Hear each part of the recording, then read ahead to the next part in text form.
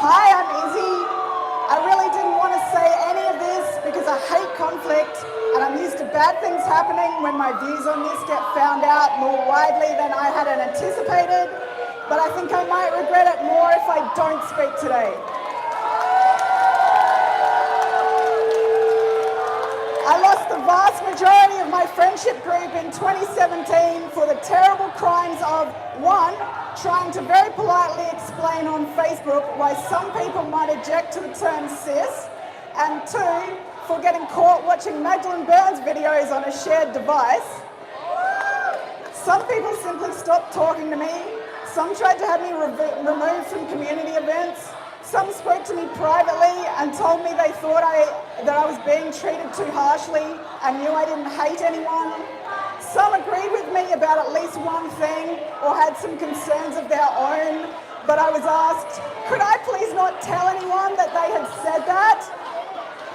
I don't have time to tell you all the multitude of ways in which this issue has affected me, but I have been inspired by all the women and men in the UK and worldwide, including Australia, speaking their truth and making their voices heard, even when it sometimes costs them dearly.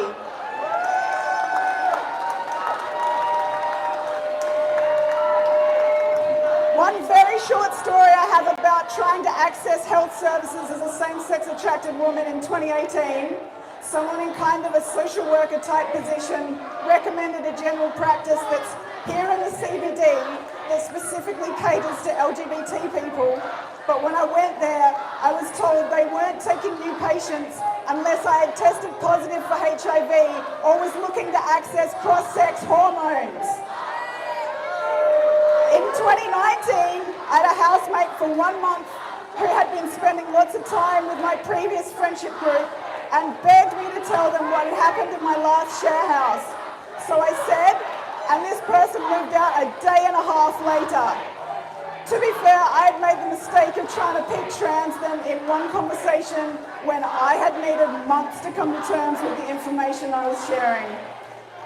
I mentioned the prison issue to them, including the story of Karen White in the UK, because that was the most shocking but easily verified story at the time.